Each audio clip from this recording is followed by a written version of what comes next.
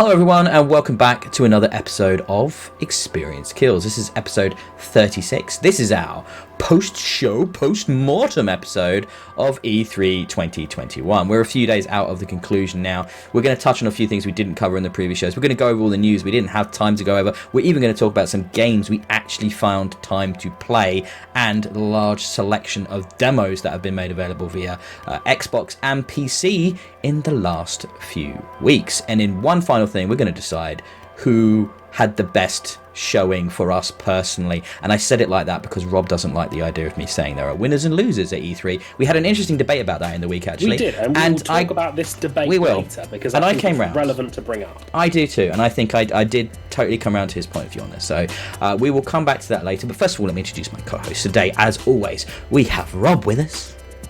Hello. I can't move right now because I have a cat on top of me. Has been this way for the last 40 minutes at this point. Yeah. Rob's been catted. Today we also have with us our also now always on the show co-host Leah. Hello.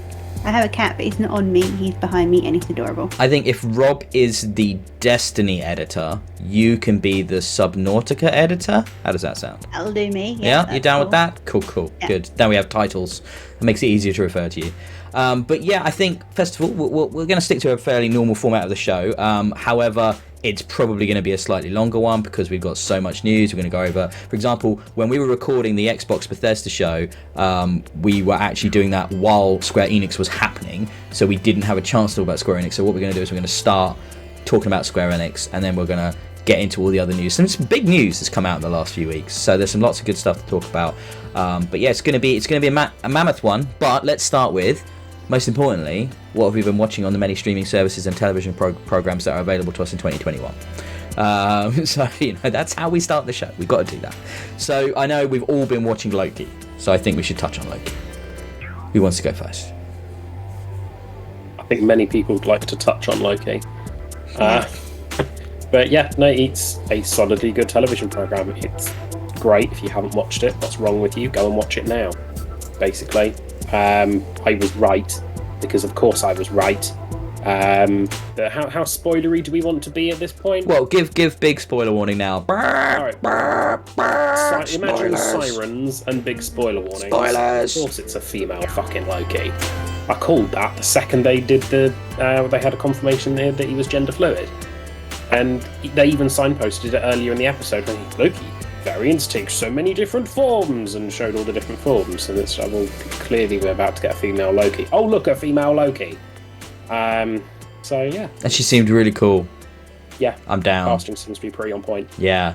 Like, she seemed really cool. Yeah. The thing that blows me away about this is that so far the episodes have not been incredibly showy. They've been really quite, like in this episode, I think the majority of the time was spent looking at files in the TVA library, and yet somehow it's still probably the most engaged I've been with a Marvel show yet. Like, I just think that the byplay between Loki and Mobius. Thank you. It was on the tip of my tongue that time. For some reason, that name just does not stick with me. Agent Mobius and Mobius's name. It's just Owen Wilson. It's just Owen Wilson to me. But they're so good together. Like, the fact that he takes none of his shit. That bit in the tent, and he just sees right through him, and he just pauses and goes, "No, he's talking crap. Let's move on." It's just like so good. It was just so good. I just loved all that. But now we've got that reveal of the variant, evil variant, and that's obviously going to make things speed up a bit, I suspect now. And I think we'll probably get some more showier stuff. I think we'll see some bigger stuff. The concept of where the variant was hiding was also a lot of fun. I like that a lot. Clever. I Very like smart. that logic. Mm-hmm. I reckon we'll see some timekeepers. I hope so. I have a theory. Go on. And it's a wild theory. Go on. I think Owen Wilson is secretly a timekeeper. Ooh, that's fun. I like that. Like, he's undercover. Yeah. Undercover timekeeper. That could work. Yeah. I'm not sure we'll get them. I'm personally not sure we'll get them. I think they might be saving them from like a Guardians of the Galaxy or a bigger film or something. Because they're clearly well, what we had at the end of this episode, what did they say? They're bombing the timeline. She's bombed the timeline, and it's just like, and all these divergent paths are all coming off at once. It's just like, we need to establish the multiverse. That's the next step for Marvel, is the multiverse. Because we even know the Doctor Strange Wonder film is all about the multiverse. It's called the Multiverse of Madness. So clearly the multiverse has to be set up for that. So therefore that's going to happen, one way or the other. And I think that's great that they're all connected so tightly. I'm loving that. That's already been slightly set up in Far From Home, and you have a film devoted to it. So surely that is going to be setting up as well for the people who don't watch the Marvel TV stuff. Except they can't set up too much in these things. I disagree, because they don't give a shit if you don't keep up. Because look at this plot of Infinity War and Endgame. If you hadn't watched the 24 previous movies, or however many it was, it would make no sense to you. Like at Endgame, you have to watch the previous movies now. They know everybody does it. Culmination and the conclusion is very different to setup. I still don't think you'll get it. Iron Man 2, for example, and not have lost anything from Infinity War. Oh yeah, no, I agree. In the beginning, exactly, they were less relevant, but not now. This is the less relevant bit. This is super relevant. You wait and see. This is gonna be super relevant. Yep. They might catch you up with a 5-minute recap montage at the beginning of a film, but they aren't going to do proper setup. Well, you'll see. No. You'll see. They're going to expect you to have watched everything. They're going to assume a level of knowledge. Yeah. They'll assume a level of knowledge, but I reckon that level of knowledge will not be full versed in all of the TV stuff. Cool. So shall we move on to something else we've been watching? Indeed. What else have you guys been watching? Love and Monsters is a film on Netflix, which is pretty cool. I'm enjoying that a lot. That was really good. It was actually kind of we just put it on a whim, and it was like a real surprisingly touching sort of production that was kind of humorous and really good special effects. I thought with the creature feature sort of stuff. I don't know if you enjoy that kind of stuff, but it was done like a first person perspective. So it was all like narrated by the lead character throughout, because the concept is he's writing this like guidebook for the universe that he's in a post-apocalyptic world in which all these monsters have mutated from cold-blooded creatures and stuff. So yeah, it was really cool. Yeah, really good, strong performance from the lead and stuff, and yeah, really good fun. Boy, best dog. If you like falling in love cinematic animal characters, it was probably the best character in it, wasn't he, Boy? Yeah, it's absolutely amazing. What a champ. Really nice little movie though, self-contained, good performance. You know what was nice, because in the post-apocalypse usually everybody's kind of like an arsehole trying to betray you and like get one over on you, and you can't trust anyone and stuff like that. It's always very serious. In this, there's like a lot of really kind of loving groups of people that all look out for each other, and it was about like the ecology of the planet, reclaiming the Earth as well to a degree. It had a really positive message about humanity, still surviving. We've been through that period in our history where we dealt with insurmountable odds from the local animals, so it's something we could deal with again in the future. And it was like, yeah, I just thought it was really cool, really different, and like had a really different tone to it. It was a good movie, really good. It was really sweet, really sweet. It was slightly I guess the main character in the beginning is slightly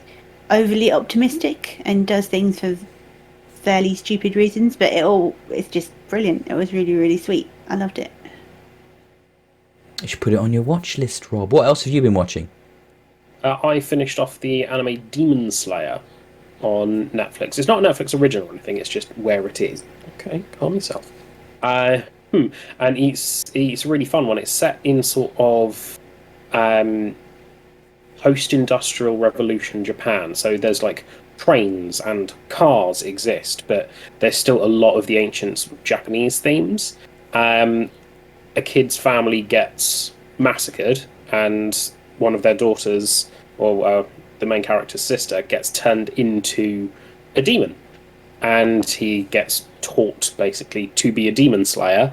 She won't feed on humans. She's basically hypnotized that she sees any human as her family, and they go and hunt demons together. And you get introduced to other interesting characters, and it's really touching and really lovely, and the art is just gorgeous. How they do you can kind of see the t-shirt I'm wearing under the cat paws, but it's Squirtle dressed as the main character, and the main character Tanjiro uses like special sword abilities called like water breathing techniques and stuff like that. It's really well done, really well done. It's definitely worth a watch if you like anime. Awesome. Give that a go then. What's it on? What did you say? It was on? Netflix. Netflix. Awesome. Yeah. Easy to watch. You haven't got to get Crunchyroll or English something. dub or Japanese with English subs, depending on how Nice. you prefer your anime. Oh, that's good. Subs. Options. Dubs. Options. Oh, well, okay. Drawing that line. Subs and dubs. Subs and dubs, baby. Yeah. I don't know where I fall on that. I'm not a big anime watcher anyway, unless it's Dragon Ball, and that doesn't really require subtitles, does it? Let's be honest. It barely requires words. It's Dragon Ball, 5 episodes of people screaming at each other and then one punch for 2 seconds. Yeah, but yeah, I watched the Kai cut, so it's like it cut 5 episodes down to 1 of that.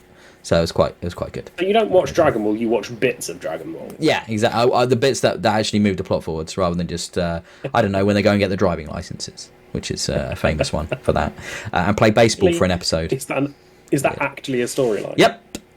There was one where they all went and got the driving licenses. I've not seen it because I've not seen the originals, but I've often been told about that, and that's something I don't need.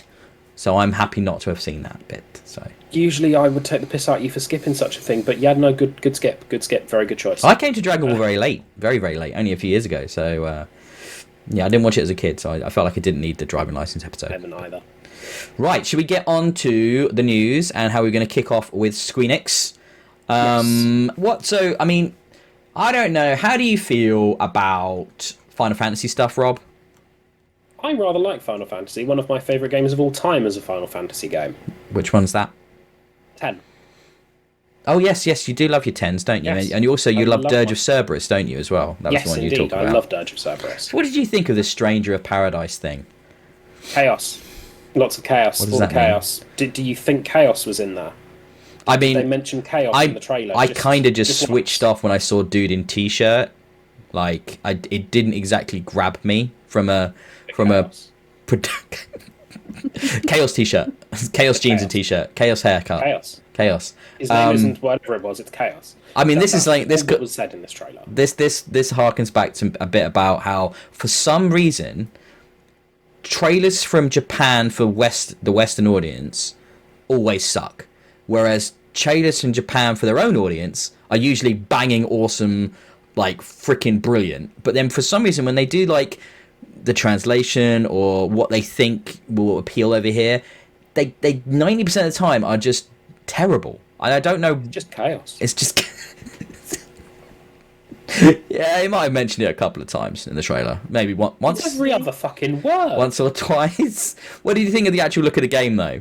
The sort of like a slow DMC almost. It's like almost less action in this than there is in the Final Fantasy VII remake. Considering this is meant to be the action spin-off, I was kind of surprised by that. But it looks interesting. It's certainly something that I would be curious to get for PlayStation at some point.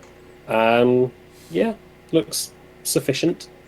I'm not particularly excited, but I'm not particularly turned off to it either. It's just, I'd like to see a bit more than just them screaming chaos at us for 2.5 minutes. Another example of this problem, Babylon's Fall, which just was like generic fantasy action game number 4. It just did nothing for me. Okay, that one. We're skipping the order. It's fine. Yeah, well, I'm flying around. I'm not going to just go through all of them. I don't think it's worth talking about a lot of the stuff here. But yeah, what do you think of Babylon's Fall? That looked quite fun. It's a shame it's only on PlayStation and Steam because I can't play it on my Xbox and gain achievements. But yeah, looks quite fun. Looks very generic JRPG, but generic JRPGs are usually pretty good, so I'll take it. Well, it's not a JRPG. It's a hack and slash. Think Nier Automata. J hack and slash. J hack and slash. When I hear JRPG, I think turn-based battles. That's why I said that. Yeah. HKS. JH&S. JH&S. New genre of game. Do you know what that sounds like? That sounds like a department store. Hey, everybody, go to JH&S. Get your plates and clothes all in one place. It's a weird law firm. It's like like JH&S. That's good. Associates. Yeah, that was kind of like this other title that's been kind of slightly forgotten about for a while there, so that's why I wanted to mention that. I will circle back to the Marvel stuff. Don't worry, Robert. Don't worry. That I thought I'd leave that to the end. What did you guys think of the look of Life is Strange: True Colors, and its empathy focused gameplay? I'll look at it when it comes out. I mean, did you watch the trailer? A little bit, yeah. That was also when I was hair drying my hair, so. Okay. Life is Strange has passed me by completely. It's not my sort of game. I appreciate the art and what they're trying to do and their diversity of characters. I think that's hugely progressive and brilliant and good on them. I do not think I would enjoy them. It's not a franchise I'm religiously following. So the first one had these kind of like time powers, right? So there's a pretty heavy gamer element there, which is a nice way in for someone that isn't necessarily looking for teen melodrama, the game, which is what the other part of Life is Strange is, right? The original one. And that held up for me. And then the sequel, Life is Strange 2, is actually kind of more about like telekinetic powers, and it's got this really heartfelt story at the center about two brothers, and that struck home for me because obviously I have a younger brother and stuff, and it was like, that's really emotional. I can relate to that. This one, they've I don't know, they just seem like they've doubled down on the whole millennial game for millennials vibe, and given the power set as empathic powers, it just is like, yeah, it's a bit on the nose. It just feels a bit obvious, and it's like you've lost that X-Men vibe, which is what you get from the other two, and now you've just kind of gone for feeling powers, and I don't know, man. That's even further away from something I want to play. So the thing is, Life is Strange has always said to me about some massive emotional journey. It was very little to do with the powers. They were just a gameplay gimmick. That's how it always came across and was described to me. That it's the people that were the interesting bit rather than the powers. So it sounds like they're just steering further in that direction. It's like, well, if we're hitting that nail, we'll hit it fucking harder. They use the powers to focus the story and to actually kind of, like I said, give you a gaming element that maybe appeals to someone that doesn't just want teen melodrama the game. And they did that really well. It balanced it out, and it gave you a reason to keep going and to continue to engage, because otherwise it's just a bit much. So making the power just more feels, I steering into that, I guess. It's a choice. I don't know. I mean, they do great character work. They're really good storytellers. So it'll be worth checking out, but don't nod. Those guys know what they're doing. I don't know, man. Just that trailer did nothing for me. So is it going to be teenage Deanna Troi? Because she's an empath. Yeah, I don't know. It just seems way more like Twilight. Think Bella with empathy powers is the vibe I got. Like, but I thought they did actual good character performance. Oh, burn, if Kristen's listening, I think you're great. Just saying. No, not really. No. Yeah, we got some mobile Final Fantasy games coming. We got a remaster of Life is Strange is coming. We got a re-release of Legend of Mana. I am just gonna interject quickly and go, I'm quite excited for the pixel remaster of Final Fantasy 3 because I played that on the DS. I'm not if I have to play it on my mobile though. That's the problem. I really don't want to play games on my mobile like that. The Nier franchise is coming to mobile. And Hitman Snipers: The Shadows is a violent phone game. Square Enix doing a lot with phones. I guess because they're Japanese, the portable gaming market is obviously vast in Japan. So getting into that makes a lot of sense. They must have watched that Blizzard press conference a couple of years ago and said, they all have phones. Shit, let's do that. Thank you for reminding us. Yeah. The Pixel remaster, is that on phones? I'm just checking. Steam as well. Steam and mobile. Steam as well. So that's good. Actually, I will be able to play on Steam. That's good. I'll probably pick, if they come as a bundle, I'll pick the bundle up. Otherwise, I'll buy 3 for certain. So 6 is on there. Good, my favourite one. Right, so let's circle back quickly to the Marvel showing. So they showed off a lot more of Black Panther. I say a lot more. Yes. It wasn't like a lot more, but it was enough to show his connection with Claw and all of that. And it looked good. It looked good. I thought it looked good. What did you think? This is the problem with Avengers. Everything they spit out looks good, but the game itself isn't big enough to carry that on. This DLC, not the Black Panther one, but all of the DLC in Avengers needs to hurry up with its release cadence. We can't wait 6 months for DLC. It needs to be every 3 or 4 weeks. That, new character pack, new mission set, new character pack, new mission set. Bring people into it. Like, we still don't have the exclusive Spider-Man DLC on there yet for the Sony users. It's ridiculous. Yeah, I can only imagine the initial lukewarm reception and sales lent to a much smaller live team being kept on for it, and therefore everything is taking twice as long probably than they would have anticipated it being. It's one of those the quality games. We're seeing it so much. The live roadmaps. I find those documents fascinatingly silly, because like Assassin's Creed and this and Cyberpunk and all these silly little graphs, and Watch Dogs is doing it, and there's stuff like that, and all these like, here's some pictographical representation of the content over the next few months, and then they'll do another one a week later and go, oh, we've had to delay that, so that's all been pushed back, and it's like, why keep doing them? It's so pointless if you're never going to actually achieve any of your roadmap dates. So this is where Destiny does their season roadmaps very well, because it comes out with dates and with times and with specific things, and none of these other studios seem to have cottoned on to the fact that you need that specific information in there, or nobody's going to really pay attention. Well, but we saw slippage with Destiny, didn't we? Off the back of COVID, even they've been affected with stuff being pushed back. Expansions and stuff, yes.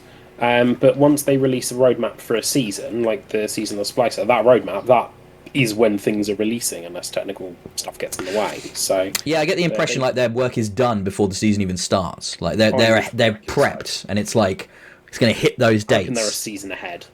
I would. Yeah, something like that. Yeah, and then but they've got practice. To be fair, they've been doing this for a while now. So all these big games that come out as live games, and they're new to the developers new to that concept.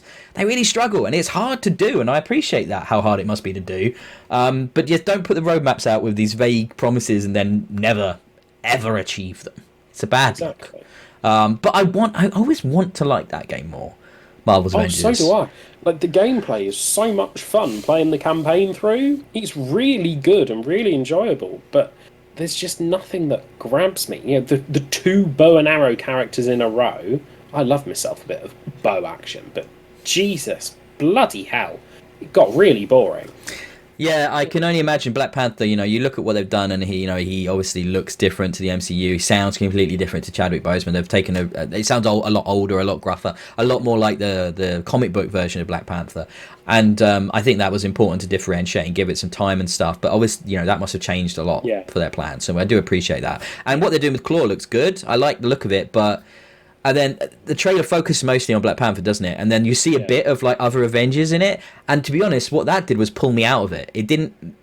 I understand that that's what the game is. It's a squad-based brawler, and it's multiplayer, so there's other characters there. But do you know what? That looked like that would have been a great single-player Black Panther game I would have played, but it's not that. Yeah. It's this weird hybrid, and I'm like, I've tried to go back. I tried to play Kate and stuff, and there's the story for her. I just found it really dull.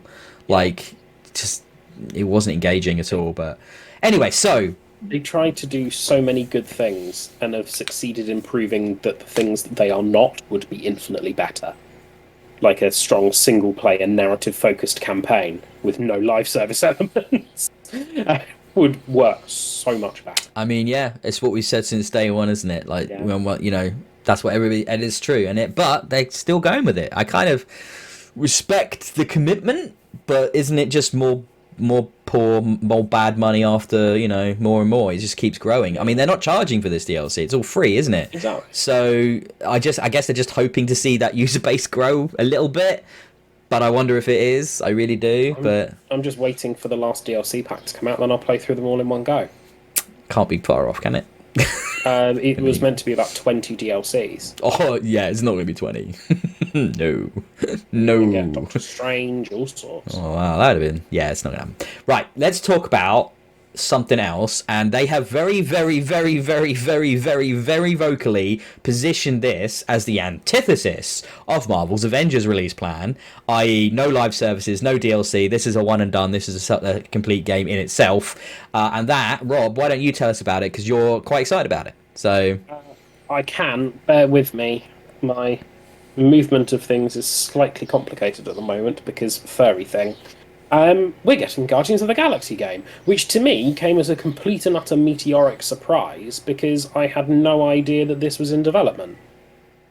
Yeah, apparently it was and had been announced years ago. I don't know if it was announced, but I know there were rumors, and there was it was kind of like this open secret that they were working on it.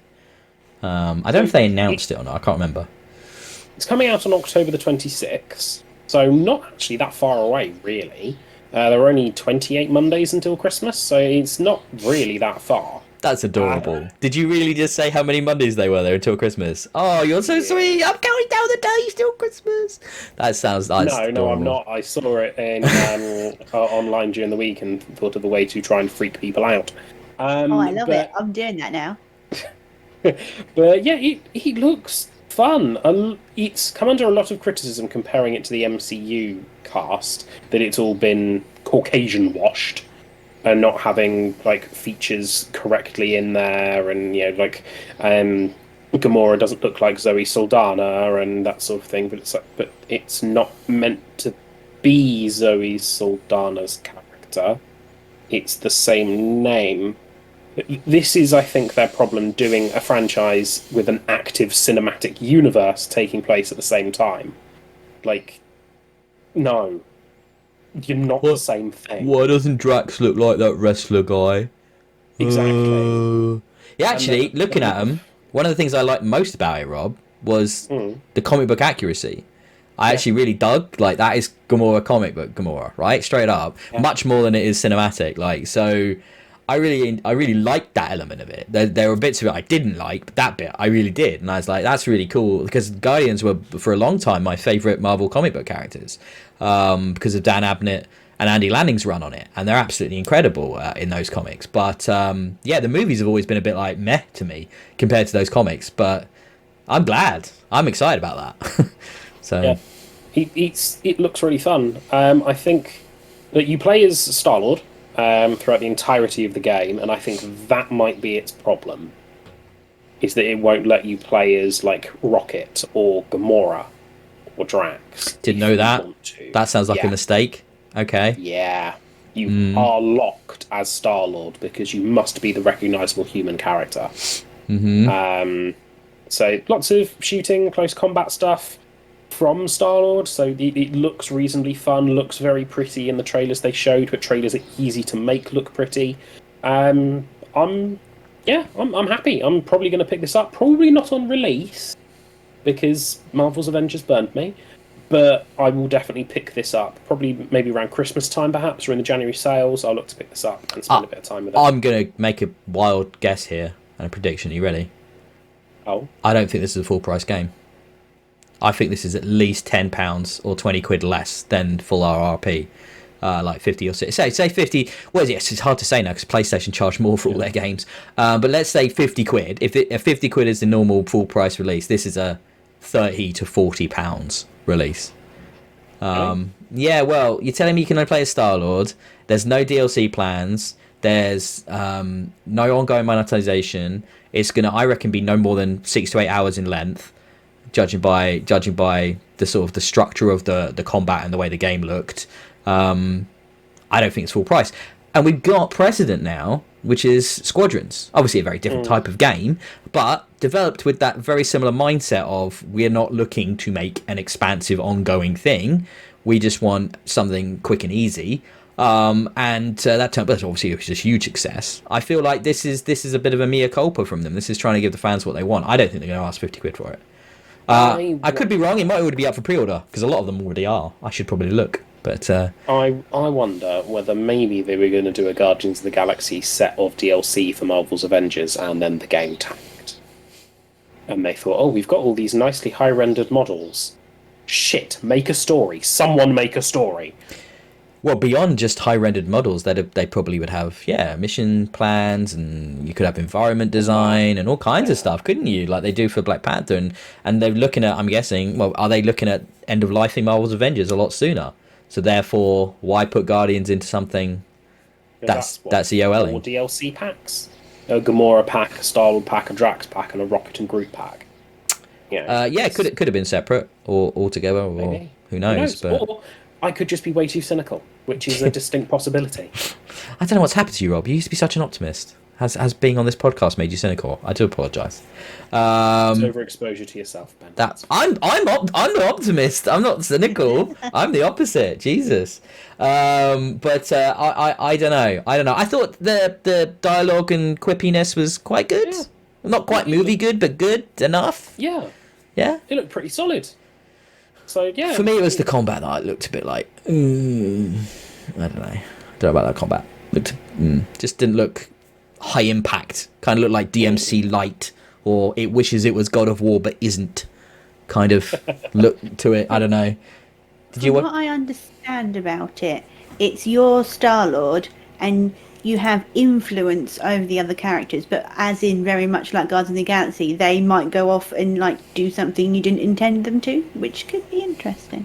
So Drax is going to run off and get eaten by an alien. Cool. Yeah. I remember that scene. Yeah, I remember that scene. That thing happened. That was stupid. Well, we'll see what happens. We'll see what happens, won't we? It's not long to wait, so we'll obviously get a lot more. We'll get a lot more, I'd imagine, in the next few weeks, won't we? So let's move on to a few other little bits and pieces, shall we say, out of E3, which was some Nintendo stuff and some PC stuff and things. I really, really want to draw attention to one little game here. Now, to Rob, almost certainly this is a what now? Which is fair, because this was not a massively well-known game, which was Far Lone Sails, has a sequel coming called Far Changing Tides. And this is coming from the developer Okomotive. Now, I reviewed Far Lone Sails on the Xbox port, which came out a couple of years or something like quite a while later than the PC release. Absolutely loved it. It's really hard to describe. It's very evocative. It's got a beautiful kind of post-apocalyptic world. It's absolutely stunning, isn't it? And you have this vehicle, and it's always moving from the left side of the screen to the right side of the screen. And you kind of have to maintain it and help pick up supplies for it while it's moving, and you really forge a bond with this vehicle, this form of transport, and they leverage that throughout the game, and they do an incredible job of empowering you and developing the vehicle. I'm being very careful not to spoil it, because I hope people go back and check this out off the announcement of the sequel. It's all about a road trip, basically. It's about a journey going from one place to another, and it's stunning and not a long experience, maybe just a 2-3 hour, 1 or 2 sessions kind of game. Me and Richard absolutely fell in love with this, one of our favourite games of that year. And a sequel, completely surprising me that they're doing a sequel. Very, very happy to see that. Can't wait to check it out. But yeah, Far Lone Sails is out now, and I highly recommend checking it out if you haven't already, if you're looking for something a bit different. And then this is coming out next year, I want to say, or maybe a bit later this year, actually, but I'm trying to find now. It said wish list now. Yeah, it's not launch later this year. Right, for PS5, Windows PC, Xbox. It will also be available on the Switch, PS4, Xbox. It's going to be on everything. Everything's getting it, which is great. Absolutely stunning. So do check out the original, and then keep your eyes out for the sequel. I've wishlisted it myself, and I am pumped. I think Robbie, it would be good if we did play it, because I watched him play it and it was so beautiful and just I'm trying not to spoil it as well, but you really do forge a bond with your vessel. It's lovely. I may give it a try. It's not much. It's a few quid. I'll see how. That's it. Maybe I'll gift it to you on Steam if it's not too expensive. Send you a little copy of it, then you won't have an excuse. So guilt me into playing. There you go. That's how. Well, yeah, sure. Whatever works. Right, one more little thing from me, and then I'm going to pass over to Rob for the final. Is it the final thing? Oh, there's a couple of things still to talk about from E3, but yeah. So Advance Wars 1 and 2. So we had a Nintendo Switch Direct. which was what it was, which is fine, Rob. If you want to talk more around that, feel free. But I really want to just talk about Advance Wars 1 and 2. I and many others have been clamoring for some Advance Wars on the Switch, desperate for some more of that. Would have loved a sequel. However, a remake, from the ground up, which is what it looks like they're doing, especially with the 3D textures in this and the models for Advance Wars 1 and 2, has me excited. I will definitely play that game again on my Switch. They are some of the best turn-based strategy games going, with a really approachable sort of design and aesthetic to them. Really, really, really good fun. So I'm excited to see that, and I think it's coming quite soon. Did they give date? Actually, I don't know. Am I talking about? I lose track with Nintendo. I can't be certain if they even gave dates for this, but whenever it's coming, I am excited to get my hands on it again. Nintendo tend to either give very far away dates or in 3 weeks. They 3rd of December. Ah, there we go. Just looks up the story. 3rd of December, which is not long. No, not long this year at all. as well. Do you want to talk more about the Switch Direct, Rob? What else did we have in the Switch Direct? We had Metroid Dread, which is some sort of Metroid game, the amiibo of which gives you significant player advantage. It gives you extra ammo and weapon strength, apparently, I believe. So yeah, if you get the amiibo, you do better at the game. Physical MTX, even worse than just digital MTX. That was the noise you made, Dan. That was great. That was really good. That was the noise of disapproval. It was. So I can't remember much of what else came out. It wasn't. That's why I was like, they talked about a Phoenix Wright game, didn't they? They did. I missed that bit. Yeah. They did Smash DLC characters for the second Hyrule Warriors game, which the first pack of which announced with the Direct, which was quite cool. I like it when they do those sorts of announcements. It's now available. I like that. And they finally, I'm now going to segue into my thing because I've forgotten everything else. They finally gave us a bit more of a trailer for the second Breath of the Wild game, which is coming next year. That's all we know. It seems to be very, three-dimensional and sky-focused, and I thought there was a glider in there as well. I'm not a Zelda player, if this wasn't obvious. I think I saw a sword, possibly a shield, man with a green hat. I don't know. Some weapons, but I don't know. I assume you kill Ganon at the end of Breath of the Wild 1, so I don't know how the hell he's appeared in Breath of the Wild 2. Like Ganon's. He's always about to Ganon, Yeah. That's what he does. I'm not either. I'm not a big Zelda guy either, to be fair. I mean, all I can assume is this is going to be leveraging the capabilities of the Switch Pro, which was not announced at the Nintendo Direct. We don't know about the Switch Pro we do, yet. But we do know they're making it. We know it exists. Yes. But we don't know about it yet. Well, that was it hasn't been announced. That was the thing, right, wasn't it? That was the weird thing. Like, everyone knows this thing is a thing, right? The Switch Pro is coming. We know they're manufacturing the screens. We know they're doing it. We know about the processors that they're buying to put in the fucking thing. We know about all this hardware stuff. And yet they didn't announce it. So my thinking is, they're just waiting. Hopefully what they're doing is being responsible. They're waiting for the stock level to be at a point where they can come out and do a new Direct sometime later in the year and go, Switch Pro next month, ready to ship, pre-orders now, bam. Right, which would be good, wouldn't it? It'd be a good way of doing it. But it was quite. I don't want to say disappointed because it's a fair point. You can't be disappointed for something that isn't official or because it wasn't shown. It's hard. It's hard to sort of describe. But we know it's happening. I still think it will be this year. Yeah, maybe not now. Maybe not. I wonder whether it will be Q1 next year. Could be. There'll be the Pokemon Arceus bundle with it for the Arceus game that's out next year. Maybe, yeah. Launch it with a system seller. That would be smart, wouldn't it? Yeah. Okay.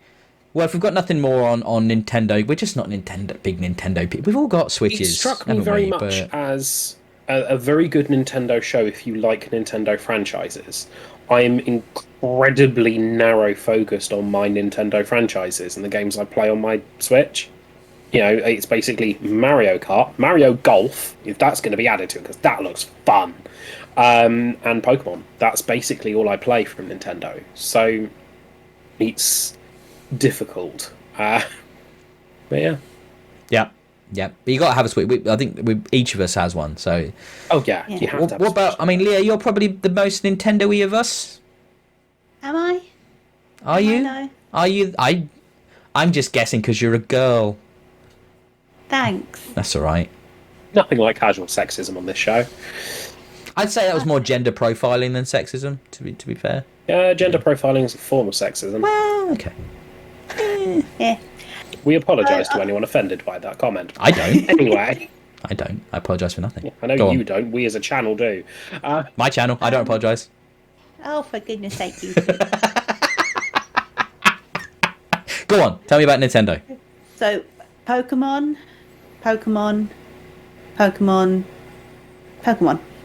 You like Mario? You play a bunch of Mario. Come I on. play old Mario. Right.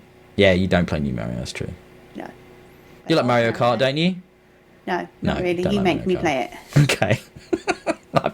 Turns out I'm But more. you hate Mario Kart. I remember at Christmas when we specifically didn't have a Switch in our office space that you went on a rant about Mario Kart. Always. Yeah, I think it's a shit racing game, but it's fun, from a game perspective. I don't think it's a good racing game, but it has its moments. Brain falling out of ear. Never mind. Let's move on to a quick shout out to my favourite trailer possibly from E3 this year. Just reminding me that you can still make a baller heavy metal soundtracked trailer, and it won't. Good luck working out what the hell trailer shows if you don't know the franchise. But this was Elex 2. Check it out. The link is in the show notes. I love the new metal, whatever that was, music, and it got me pumped for a sequel to a game that I did play, and I think I reviewed, if I remember back in the day. But it's one of those like double A semi-open world sci-fi RPGs. It's actually kind of, it's got the jank, but it's also got a lot of charm. Elex got a lot of charm. It's put out by Focus Home, so you can get an idea of where it sits in the pantheon. It's kind of there with like a Technomancer and those types of games. So it's a bit janky, lots of ambition, cool, unique world. Looking at the trailer for 2, I'd say they're going into larger scale combat, that they may be having some kind of team mechanics or squad mechanics which weren't in the first one, and it's super metal. So bring it. I'm quite looking forward to that. Yeah, what did you guys think of the trailer? I made you all watch it, so. Super metal. It looked like generic no gameplay trailer number 7304.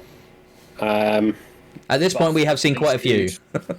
Shoots other weird space aliens and then speaks to other buff space people to fight more space aliens.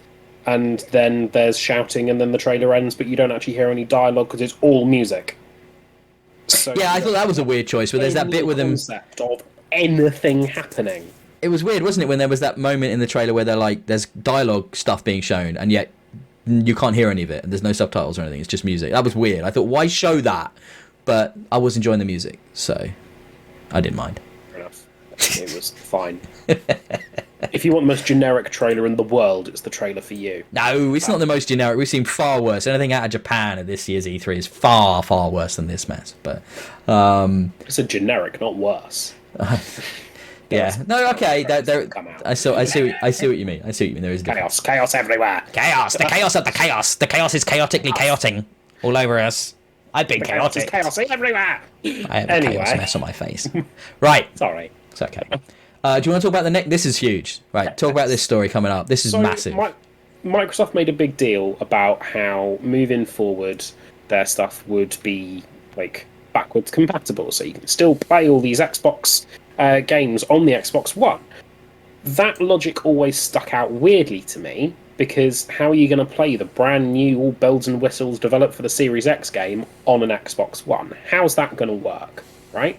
It's just going to hamper the developer, isn't it? It's going to ruin their chances of making, like, pushing the envelope. Yeah, because the game can't be the spec that it needs to. It's going to hamper the audience, because then console upgrades are going to become compulsory rather than optional, and all that sort of thing.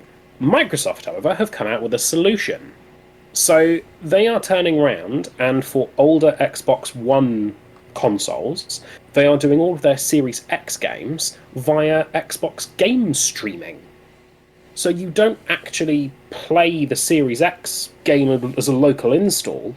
You stream it from their Xbox Game Cloud service. xCloud, baby. xCloud, that's it. Yeah, I know. You were talking around it. You nearly got there. Yeah. which I think is just a really wonderfully brilliant way to think around the problem. So smart. Yeah. I'm so impressed with this. Well, since day one of xCloud, right, I wanted it on the consoles because for me, what I was foreseeing was the ability to play a game like you've purchased it, but you don't have to wait for the download. You want to get going straight away, right? And then that seamlessly, you play straight away, downloading in the background, downloads overnight, whatever, and then you have the local experience the next day, later on, whatever your internet allows. And that, to me, was the dream. But the ability to play a Series X enhanced game on your old console, I should say developed for Series X, I should say, there's a difference there, on your old platform is so fucking smart. Like, and so around this, they were talking about stuff like, so they're going to have, the xCloud is going to be built into smart TVs. xCloud is going to be, it's going to be fully launched on PC later on, very soon as well. It's going to be coming to the console platforms this year. So they're giving some dates to this. It is coming soon. A lot of this is really soon. And I feel like they keep talking about, the example they keep giving for this is Microsoft Flight Simulator, which comes out at the end of July, which is a Series S and X exclusive title. And they keep mentioning it in connection to this. So I think we're going to get this really soon. I think we might have this next month on consoles. The ability to stream, like 6 weeks later or something. I think it's going to happen very soon afterwards, if not with Flight Sim. I think either because it's July 27. I want to say Flight Sim. Yeah, so really soon as well for that. So either like July or August or maybe September at the latest, they're going to make this possible. This is just the smartest compatibility solution I've ever seen. It's just genius. And so what they've also said in connection to this is, they said they were going to upgrade their cloud, because at the minute, when you stream with xCloud, you're streaming off of, I want to say, a Xbox One S. Like, literally, they have physical consoles in racks. So what they are doing is, I think they're nearly completed. They're all going to be Series X's. So if you were wondering why you had shortages and perhaps were struggling to buy them, it's because they're probably using a lot of this in their cloud. Yeah, they're putting them in their cloud. Thousands and thousands and thousands of Series X's, which I think is just, I would love to see that. I want pictures of this data center with Series X's all wrapped up. The land of Xboxes. Oh my god, wouldn't that be so cool? I'd love to see one in person, but it's never going to happen. But like that is just game changing. I don't think you can overstress like how massive their push is, and the fact that you're going to be able to play Series X games on your smart TV without a console, like what is this? Like, they just don't care about hardware anymore, do they? They just don't care, and I kind of love that. That's so cool. Just genius, for $10.99 a month. You can do this, $10.99 a month. You'd be able to play whatever's on there, that's streaming. And when we're talking about, obviously, what we're talking about are the Xbox Game Pass games, right? We're going into this service, so they'll be then enabled to stream. But I wonder if there will be some form of purchase hierarchy enabled for this as well, Rob. Like, so, would you want to pay full price for a game that you only streamed? No, I'm just going to buy the game. That's what I'm saying, right? But you can't play the game because you don't have the new enough hardware. So, right, you don't have a Series X, but you want to play a Series X game. It's not part of Game Pass, because they're not all going to be part of Game Pass, obviously, right? Because we're talking about deals that have to be done. So imagine it's like a Battlefield, right? A new Battlefield, which is only on Series X, as an example. So you want to play that, you got to stream it.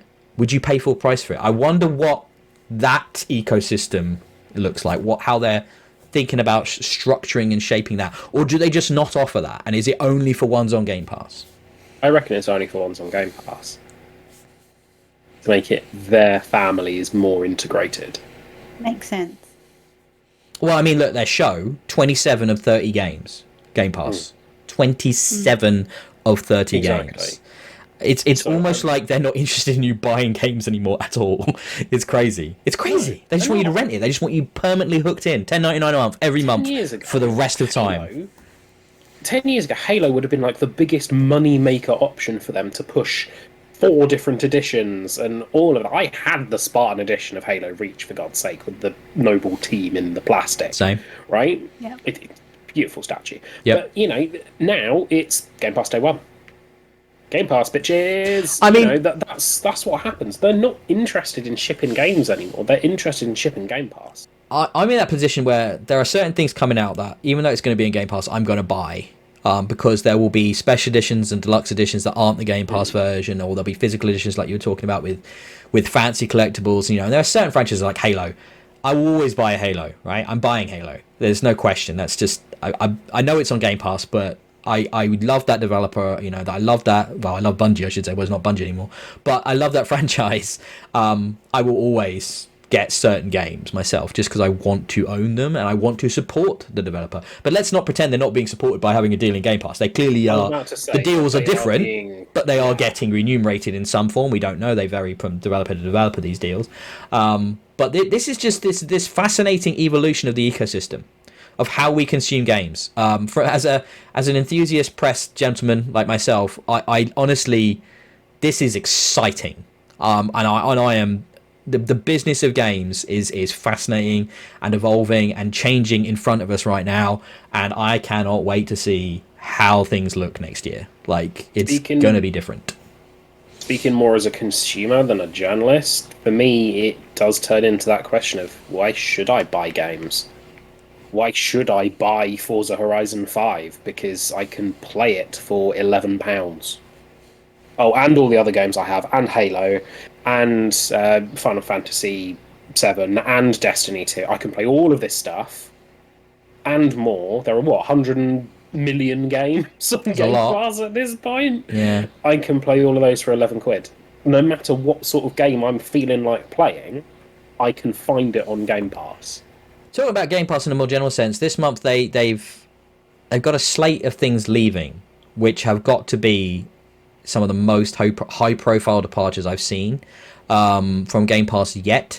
So leveraging the old FOMO as well, which means the idea that you want to subscribe and you want to stay subscribed and you want to stay active and you want to stay aware of what's coming and going, because there are things that leave. For example, Outer Wilds, the game of the year for many people a couple of years ago, is leaving Game Pass. So that's kind of massive. I mean, I own that one, but it's like, to a lot of people, if you never got around to playing it, they give you about 2 weeks notice, and then a 20% discount as well, usually, if you want to purchase it prior to its departure. But yeah, I think we could be living in a world in 3 years where you don't buy games, that a lot of these games aren't even available to purchase, and they are exclusive to Game Pass. I honestly feel like that's where Microsoft is going, and much like, there are films and TV shows on Netflix which you only get to enjoy on Netflix. So I think it's a hell of a thing. Super exciting. Can't wait to see what happens next. In 3 years' time, it's going to be interesting to see where we are compared to now. Yeah. I reckon we might get streaming-only versions of, or like no disc drive versions of the Series X and Series S in a couple of years, with more storage. Well, the Series S doesn't have a disc drive. Yeah, Series S is without a disc drive. Yeah. Sat here next to me. I love it. I can't say the idea doesn't appeal now, and that I never thought I would turn around and say. Just stroking my Series S. Your hardware. No, baby, this is my favourite console of all time. Genuinely, I love it. Right, okay. Shall we move on? I mean, I could talk about that shit forever, so we need to move on. Because we've digressed wildly from the story at this point. But I mean, we haven't though. There's so much there. It's so exciting.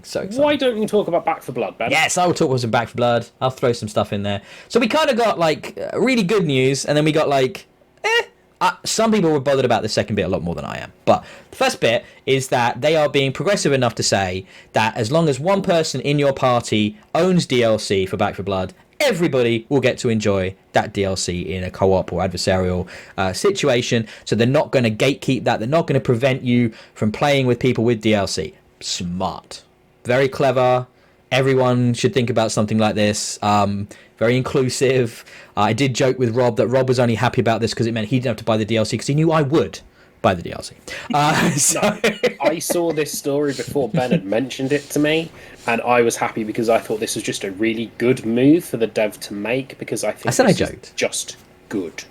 It is good, isn't it? It is good. I do, of course, know he will buy all the DLC, but that would necessitate me playing the game to be able to. You're going to play... It's going to be on Game Pass. You're going to play the game. Come on. We'll play the game. We're going to have fun. But then in sort of a news story that came out this later on this week, is that it's going to require always online internet connection, even if you are only playing like single player or split screen or not connected online at all to play with multiplayer.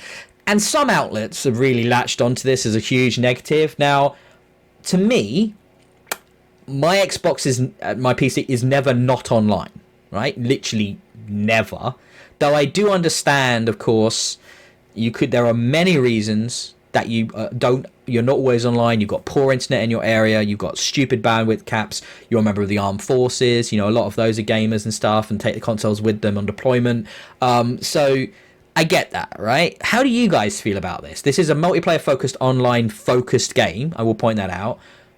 But there are offline options. Well, what would be offline options? What do you think about this story? Yeah. I don't care, and Rob shrug emoji. Okay, fair enough. But I'm in the same place. It's a necessary thing now. Some games require constant online presence. That's clearly what has to be done. I reckon whether there's reasons for that the AI computational processes for some of the enemies and stuff are done on their servers rather than on your console. That could be where they're trying to streamline how the game operates, is that information is streamed rather than computed. I don't know how this works. I might be talking complete and utter bullshit. It sounded really plausible, Rob. You could have just gone with that and I'd have believed you. I work in IT. I can make anything sound plausible. With an always online internet connection, there has to be a reason, and they're not going to tell us what it is. It could be something fundamentally important to the AI. It could be something that they just want to be able to shove MTXs down our throats. We don't know, but it's a curse of the internet of today. Just deal with it. Yeah.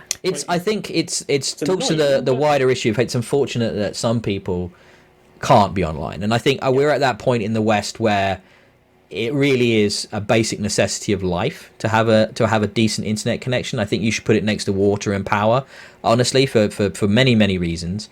And I would go further than a necessity. I would say access to the internet now is a basic human right. Yeah, that's kind of what I'm getting at. Yeah, I agree. Yeah, 100%. And I think it's a shame that there are obviously some countries are much worse for it with the data caps and all of that stuff and how they charge you extra. The United States, for example, people like Comcast are terrible for that. We're actually weird in the UK because we have a wide variety of providers and speeds and accessibility, but they don't really do caps in the UK. That's not really a thing ISPs do over here. Whether or not because it's against Ofcom laws and stuff and rules, I don't know. But it's not something we have to suffer from. But yeah, it's something that there should be a basic standard of internet connection. That should be a higher standard for everyone in 2021. I think so it's kind of a much wider thing, really, isn't it? So it's a shame certain people are going to be kind of pushed out of experiencing certain things because they don't have the internet. Let's move on to the next story, which Leah's going to cover. Jazz hands. Jazz hands. Okay, and drum roll, because this is big news. Yeah. Big news. Cyberpunk 2077 is going to be back on the PlayStation Store from the 21st of June. Although they have said, if you've got a PlayStation 4, probably don't play it. Yeah. Kind of ruined the end of that bit. But sure. Yeah, apparently PlayStation 4 Pro is fine. PlayStation 5 is fine. But the original 4, nah, not a plan. Oh, why do I really want to buy it on the PlayStation 4 now just to see how bad it is? I really want to do that. It's up there and you can look at it and wishlist it or re-download it if you've already got it, but you can't buy it until the 21st of June. So one would assume there's more updates coming. So there's patch. The patch has landed already, and I read the notes. I read the patch notes for this, and pissing around on the periphery again. Little quest fixes here, little bit of stability over there, but they're not. None of these patches have really addressed the core issues of the flipping game. I don't actually understand why it is back on the 21st, because it's not fundamentally a different flipping game. It's still going to be broken, poorly optimized, have lots of problems. But for some reason, I don't know, maybe they just paid Sony off. I really don't know. And it's like, it's still not there. It's still not where it was promised to be. And I don't know why it's taking so goddamn long to get. There should be a patch every 2 weeks. They really should be just chucking stuff at this to get it right. And man, what is going on at CD Projekt Red, eh? I just don't know. Maybe they're just busy focusing on the 12 lawsuits they've got levied against them. I really don't know. Remember Voltron lawyer? He's coming, and they know he's on his way.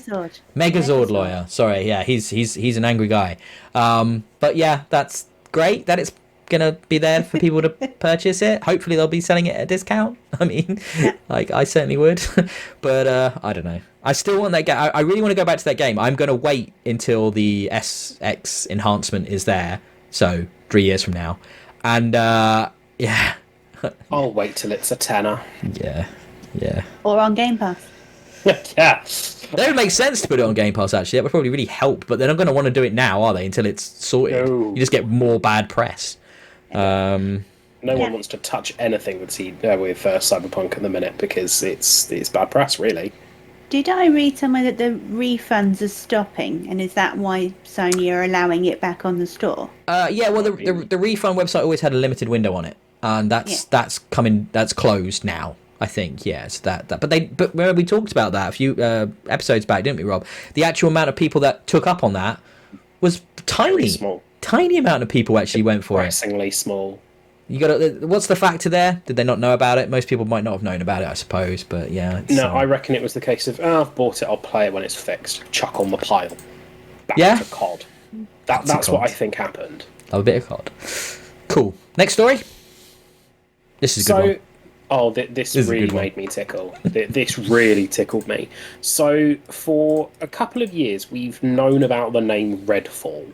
It's been around. Obviously now we know it as the new vampire-based Arcane Studio game. But for a while, there was a community on Reddit for Redfall. And they were happily, conspiracy theory or theorizing their way through everything, going, the next game is going to be great. It's going to be amazing. The next Elder Scrolls game, Redfall, is going to be wonderful. Brilliant. See, they had taken Hammerfall and Redfell, I think it is. Redguard. Redguard and Hammerfell, and they thought, what they've done is that they've jammed the two names together to make Redfell, when really we know it's a town in America that vampires are trying to eat. So they were filling it with Elder Scrolls 6 content and memes and information as stuff was happening, and then after the Microsoft Bethesda announcement, they've had to realise, shit, this community we've made for the Elder Scrolls is not Elder Scrolls. Shit! And they're having to re-embrace everything and change everything on this subreddit, which just makes me chuckle. It really does. It really made me proper belly laugh earlier. So I think they are trying to fix it now.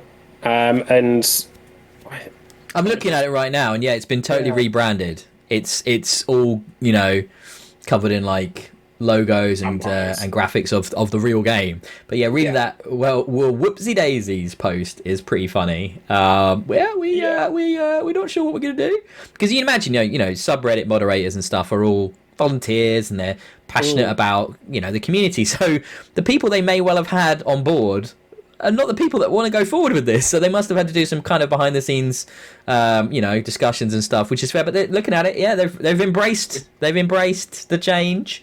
I'd have loved to have been in that mod group chat of watching Microsoft. It's new Elder Scrolls. What? Guys, we fucked up. That would just be beautiful to see. So what I love about this is that gamers are passionate, right? And there are a lot of brilliant gaming communities out there on Reddit and all over the place. Not everybody's an arsehole. And I kind of love that, these guys came together with this barest of rumours years ago, and now obviously the reality is very different.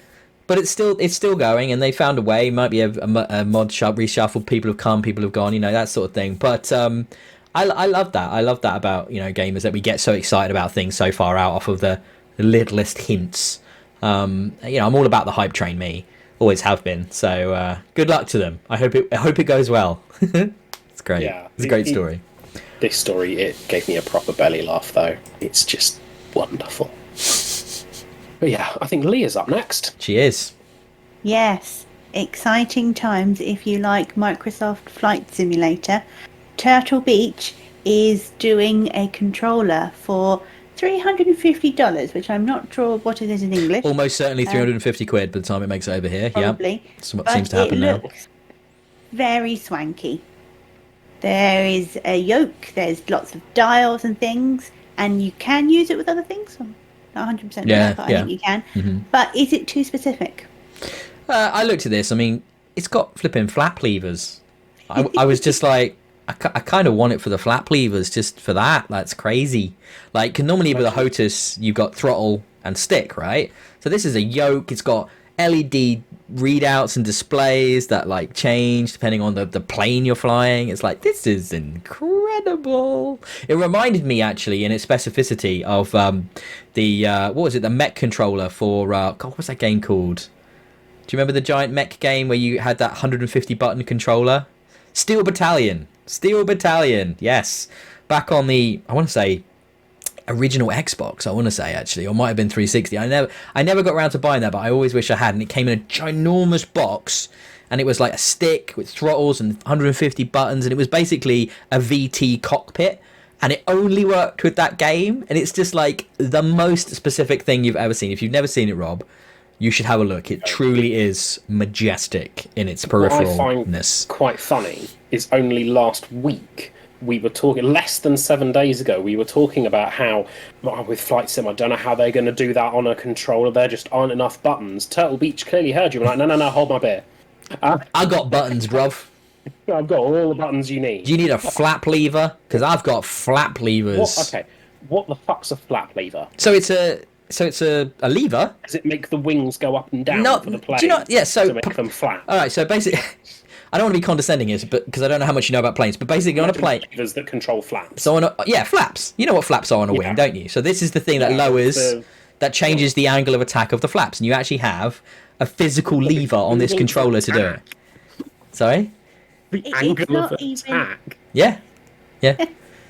It's not even just a lever, it's a proper one that you grip with all four fingers and move. Yeah, it's like literally a cockpit. No, that's not the throttle, because throttle controlled on a yoke is pushing in or pulling back the yoke. So that's how you control the throttle on a plane like that. Yeah. Yeah, baby. That seems so inconsequential. No, what? Yeah, this is why I said I won't go for this, because I would want more of a HOTAS, which is a stick and the throttle lever with the buttons on it. Yeah, exactly. That's like fighter plane style, right? Yeah. But that's not how it works in commercial airlines. So, yeah, I think that's right. Anyway, I could be wrong, but it's different and it's nuts, and I kind of love it. And but I'm not spending 350 quid on it, because where would I put it and how would I use it? So I don't have the room. That's never stopped you before. Oh, what do you mean? I don't have VR because I don't have the space. I'm very sensible, very sensible. You also don't have VR because you don't like VR, because you think it's a gimmick. True, correct. But I'm looking at a Quest 2. I'm thinking about getting a Quest 2. Right, should we move on to the next story? I think I'm finishing off the news here. I've got a couple. Right, first up, I like this news. This news is really good news to me. Battlefield 2042 is going to be utilising bots. So, first of all, the main reason is, so if you go into a multiplayer game, rather than waiting to necessarily fill up with 128 players, you could be there for a little while, depending on how many people are on at the time of day you're on or whatever. It will populate the remaining slots with bots until real people join the game. Brilliant. Love that. So you're always playing 64-64. That's really smart. But beyond that, what's also really cool is you can play in, a squad. You've got 4 of you on, 10 of you on, whatever, and you want to do a full 128 war, you can populate the rest of the map with bots. So there's always people around. love that idea. That's gonna be great. And also in single player, so you want to play some single player Battlefield, you don't want to go online and get your ass handed to you by somebody who's pwning noobs, because that's literally what's going to happen to me. And then I can play against bots and actually feel like I'm achieving something. So I'd still get killed. No, I mean, I'm hoping there's a difficulty slider on these bots. I want basic moron all the way up to half decent but not too good. Like, that's elite SAS ending at basically just born. well, sort of like Leroy Jenkins through to like special forces. Yeah, that's the Leroy spectrum. Jenkins, that worked when Leroy Jenkins. It shouldn't have, but it did. It wasn't exactly high tactics, but there you go. Skill of like a weak 2-year-old. You know, that sort of thing. Works for me. I might be able to get a kill or two. But what I think is really nice there is you, of course, this is how you can learn maps, right? So you could go in there, you could put them on the low difficulty. You know, you're basically learning the spots, learning the locations, where the spawns were, get some strategy down, take that knowledge online. I think this is really smart, because they said obviously there's no single player in this Battlefield. So I was kind of wondering, that sounds a bit prohibitive to people learning it and like getting the hang of it, but they've done this instead. And I think, you know, when I told you about this, Leah, what was your response? Oh, I can play and not get harassed. Yeah, you were like, you might actually play this game. Like, that's really cool. That's really, really good. That's what, obviously, EA and DICE, that's what they want. They want to encourage people to check this out. And I'll just throw in this slightly other related story. Due to the announcement of 2042, Battlefield 4's popularity has spiked massively. So EA has had to turn on a load more servers, which I think is pretty cool for Battlefield 4. Still the best modern one. Like, really, really good game, that. So, because they were also giving it away for free, weren't they, on Twitch Prime? So that, coupled with the 2042 stuff, huge spike in interest. Yeah, I'm so pumped for 2042. This is the game I'm possibly the most excited about this year, and that's including Halo and Forza. So I am really pumped to play some 2042. Really, really pumped. Bring it on. I look forward to hearing what it's all about. Well, yeah, this one is not in Game Pass, so... And I'm not going to play this one. I'm not interested in the slightest, because I'm terrible. Yeah, but it's play with bots, man, and you'll be, practice. It's going to be great. Still kill me. They won't. This I'll is help what I'm you. going to do, though. I'm going to use the bots to be less terrible. You could be like a healer or something, or you don't have to be frontline, specialist. I would much rather play a shooter game I enjoy. He means Destiny. Right, so... Or Borderlands. Oh, Borderlands. Well, we've got Borderlands to come in. Oh man, can't wait for that as well. But anyway, final news story. This is a good story, and this is kind of like, yeah, all right. So EA has come out with some changes as to how they are going to be handling the card packs in Ultimate Team, i.e. their loot box mechanic in the most popular MTX enabled mode on the planet. We talked about how high, what was it, 27% of their revenue came from Ultimate Team sales. So that's their entire revenue, by the way, for EA. That's just incredible. But they've made a rather aggressive change to kind of mitigate some of the controversy around this form of MTX, i.e. the blind loot box. It's not going to be blind anymore. You will be able to preview the cards in a pack, and what that does is it will show you those cards, and then it will lock it to those cards for a specified amount of time, though they're still working on exactly what that's going to be and how the cooldowns are going to work. And that means if you come back within that time frame, you will be buying those cards, so you can see what you're going to get. And then obviously, for obvious reasons, you can't abuse that system to keep refreshing it so that you get the cards you exactly want. It is, after all, still a loot box, but this is now a slightly less gambly loot box, I guess. There's a lot on this. The Eurogamer story I'm linking to has got lots of details, lots of explanation, lots of how this is relating to the legality and the questions that have come up from the European Union. And obviously this is EA getting ahead of any kind of enforced via law situations. Finally, they're being a bit progressive with this. What do you guys think about this? Quite pleased. I think it shows EA's actually doing something good, which after Mass Effect, Andromeda, etc., I didn't think they could ever do again. Yeah, I think it's a good step in a good direction. I approve. Leo approves. Stamp. For EA being EA, let's face it, they have a bit of a money-grabbing rep, don't they? So they're doing what is sort of the baseline minimum. So hopefully this works. Maybe other companies will follow suit. I'm not convinced they're going to try and find another way to make it horribly predatory in some fashion at some point. But for now, I will dubiously accept that they're trying to make some good routes into resolving the reliance on MTXs. So, yeah. Good on them. I like that. Good on him. That was good. Little cheers. Absolute. Coffee cup salute. Yeah, the bare minimum. Yeah, I mean, I'm not sure. I'm not sure what else they could do. This seems like a fairly neat let you way. buy players that you want. Yeah, but that's not a loot box. Exactly. Yeah, so you just don't like randomized loot boxes, as we know, as we've talked about before. But I think if you're still going to utilize the system that has been a huge success from a business perspective, this feels like a decent way of making things visible to the player. I was talking about before recording. It's like the Schrodinger's loot box element to this, which is interesting. Is that obviously once you've previewed it, you know what they are. So what if you just buy it? Because I'm guessing it's random to the point you hit preview. If you just buy it, you might get something better than what you see in the preview, which you're then locked into for X amount of hours. So are people just going to ignore the preview and just keep randomly buying them in the hope that they'll get the better stuff? So that would be my main worry, is how the algorithms work behind the scenes, because in lots of these loot box type situations, you have different mechanics and different algorithms working for different purposes.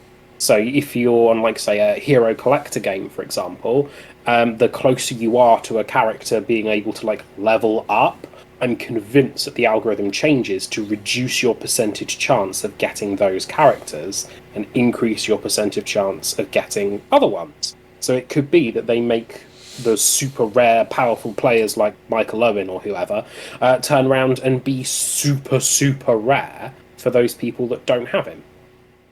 You know, and well, I mean, the most on like the previews, but more common in the blind buy. Yeah, you go. That's it, isn't it? That's what I was about to say. Is that what they're going to do? I mean, exactly. it would be very doable on their part. Incredibly cynical. So whenever you hit preview, the pool is of a lesser quality than if you just hit buy. Yeah. Yeah. So yeah. I don't know. Buying, and it's a shit selection, you know. Imagine the psychological impact, right? So you preview, don't like those, they're not great. Day 2, you hit preview, oh man, again, not great. Day 3, you do it again, hit preview, oh, still shit. Day 4, right, fuck it, I'm just gonna hit buy. It's crap every time it comes up. So like, it's not gonna take probably much to convince someone to stop hitting preview. Exactly. So if people are going to spend money on FIFA Ultimate Team, they're going to spend money on FIFA Ultimate Team. There is very little that you're going to be able to do to prevent that happening. And they don't want to. They don't want to prevent it, do they? So no, exactly. So it will be a way of creating just enough frustration to not chase people away, but enough to make them go, fuck it, I'm just going to ignore this anyway. Well, without a doubt, this isn't a knee-jerk. They've been working on this, right? Oh, yeah. Testing this. They would have psychologists on payroll. You know, they would literally have worked out the best way of doing this thing to maximize continued revenue. So there's no doubt they're a business, and people vilify for this, but you know, they want to make money, right? They want to make money. So that's how it works. So you know, it's a curious one. It's a curious one. I can't wait to see the reaction, and if there is, you know, do we see another year-on-year growth in Ultimate Team, or does this take a hit this time next year when we look at those numbers again? Probably won't take a hit. Well, let's be honest. No way. Right. Not at all. Okay, so that gets us to the end of the news, and as I thought, we are already like an hour and 20 minutes in here. We're going to be going long today. So let's. What I'd like to do before we go into talk about like a little bit of a dissection of E3, so I'll give you guys a moment to think about this. So what I'm going to do is I'm going to talk about a game I've played, which I played prior to E3, but then got lost in the shuffle a bit, so I thought I'd wait until afterwards. But I really want to talk about it because it surprised me with how much fun it was, and that is Chivalry II. Now, I was fortunate enough to get a set of code, and I'm not going to lie, I did not buy this game, would not have bought this game, because on the surface, not my kind of game, right? But I have had a blast playing this around E3, like just fitting in a match here and a match there and whatever. So basically this is like, imagine Battlefield but with melee weapons, I mean, there are archers, which you can definitely use effectively in this game, but it's all about having a claymore, a bearded, two-headed bearded axe, a big spear, all kind of these medieval weapons. And it's about basically these big multiplayer matches, which will either be just like deathmatch or objective-based, i.e. protecting a caravan through a certain area, through certain choke points, and you're playing attackers and defenders. Or just, like I said, big melees of multiplayer team deathmatch style combat, but with these just ridiculous weapons. And this game is an absolute hoot. Like, it's so much fun, and it's not full price. I think it's about £30-35 for the cheapest entry point. There's about 3 editions of this. And yeah, you've got different classes, and the different classes have different customization elements and have different types of weapons, so they're different speeds, different reaches. Are you a big heavy knight with a big double-handed sword? Are you kind of a faster-moving footman with a spear or a long-reaching axe or something like that? But the end result is often the same, which is chaos, blood, and severed limbs. And as someone that enjoys a bit of recreational violence, this really does provide it in a visceral, fun way. I mean, even as someone that's not like played Chivalry 1 and haven't spent a huge amount of time playing these games, I was able to get in there and feel effective. Right? I'd get a kill, maybe then I'd die. I'd get a couple of kills, maybe then I would die. Or maybe 3 or 4 kills, and then I would die. But I still was getting kills. And I think that's so important when you're balancing a game like this. Because if you have that Battlefield vibe that like puts off Rob and stuff like you mentioned, if you're just going into a combat and dying, never achieving anything, never getting anywhere, you bounce off the experience, don't you? Why keep playing this? This isn't fun. But this balances it in a way where I always felt like I was doing something proactive. I always felt like I was gaining some ground, getting some kills, helping with the objective in some way. And that was with, like I said, very little experience or understanding. And it looks fun. It's got a bit of a double A jank to it, like, because you are dealing with these huge melee fights, right, with dozens of people with swords and axes flying everywhere. So sometimes it's just utter chaos, but it kind of revels in it, and you can play it from first person or third person perspective, which is really helpful, because obviously first person, when you get good, is going to be the way to play, because you can time things better. You're in, it's a bit easier to understand range and stuff. But third person, for that wider understanding of the battlefield, is really helpful for someone just starting, I think. And it's just fun seeing all this chaos, people on fire over here, guy getting his head chopped off. What I'd often like to do, because I'm a bit of a troll, would be I'd run into combat, I'd scope out who on my side is like, there's 2 of my guys fighting one bad guy. I'd go over there and get the kill. But yeah, I'll get the kill. He's completely distracted by those other 2 guys. I'll just come up behind him, sword through the head, kill for me. And I'm like, yes. Accomplishment. And that's what I would go do. Stealer. Pick your battles, mate. We're on the same team. I'm helping out, mate. I'm helping out. They could have been struggling. The lowest of the low in online multiplayer are kill stealers. No, but it's not an FFA. It's team, right? And I'm helping my team, Rob. I'm helping my team. Irrelevant. It's not irrelevant. They might have been struggling. Like in Love and Monsters, you stole food, didn't you? No, I might have stolen a few kills, couple of kills. But then I got a bit better, and I wasn't doing that. No, and then I got a bit better, and I wasn't doing that anymore. And I learned, you learn the combat, because it is quite challenging, right? So there's a really good tutorial at the start of the game that takes you through how combat works. So you've got the swing mechanics, sideways to up, vertical strikes, dodge mechanics, riposte mechanics, defensive mechanics, special attacks. There's a lot going on. So when you get deeper into it and you play a few games, get a feel for it, and then you start really understanding the sort of variety of attacks and the variety of way of playing. But honestly, if you're in the mood for a large scale kind of war situation, I've played some of these games which take it much more seriously, like For Honor comes to mind, right? Which is way more about, if you ain't good, like the Rainbow Six problem. If you ain't good, get the fuck out. You're just going to the team will want to boot you, right? Because it's small scale. Where, because this is so large, it can kind of help obfuscate the players that are a bit shit, like me. So I can still have fun, still feel like I'm doing something, but also be learning without like hurting everyone else. Stealing other people's progress. But I'm not. That's not all I was doing, Rob. You're getting hung up, mate. You're getting hung up. You were running around and then stealing other people's progress. Chill, bro. Chill. Trust me, this is a really fun game, Chivalry 2. I would Tripwire Interactive, I think, are the developer, but well worth checking out. It's a different type of game. There aren't a lot of these, especially not on console. There are a few more kind of melee brawlers available on PC, but this is fairly unique on console, and I had a blast. It looks really nice on the XNS. It's enhanced, so there are some graphical improvements, frame rate bumps and stuff like that, which is helpful in a multiplayer game, having a better frame rate. So yeah, I do recommend checking it out. You guys look wholly unimpressed, but that's fine. I liked it. Wow. Yeah, you. Wow. It's wow. A long podcast was not where I thought today was going. Fine. What's next? Are we going to our topic? Let's go to E3. Okay. Do you want to start then? So this is the debate we alluded to at the start of the show. So Ben, during the week, came up to me. Obviously, we're fortunate enough to work in the same office. Rob's being kind. I mostly just annoy him, but yeah, fortunate. Mostly, yes. And he was like, so who's the winner of E3 to you? And I tell him, well, it's not a competition. Yes, it's for businesses, and they have their own business crap. But I'm looking at that and not going, who's the winner? Microsoft.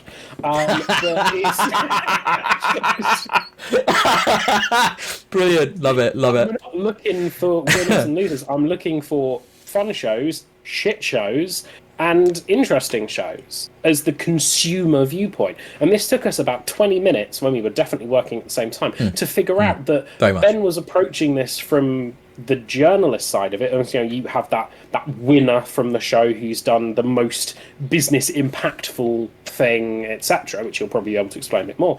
And myself, who was looking more at E3 as a trailer and hype machine.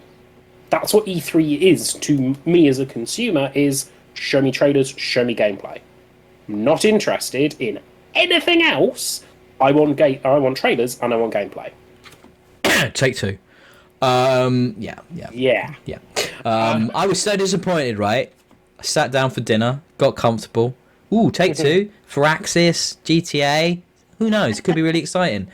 And then they started chatting about important stuff, about equality and representation of gender and race within the industry. I'm like, okay, that's just a little opener. All right, it's 10 minutes, still going. 15 minutes. I'm looking at the chat. Oh my god, they're all saying there's not going to be any games, is there? This is the whole thing. Turns out it was the whole thing. I was kind of disappointed. There was a lot of rumours that Take-Two had some interesting stuff on the slate, right? And they didn't do anything, Rob. So talking about winners and losers and excitement and hype, they lost. They lost E3 hard. So I don't know, man. It was a good discussion, but not for E3. Oh, yeah. They had a super important and relevant discussion, but they should have had a game showcase as well. Yeah, just bizarre.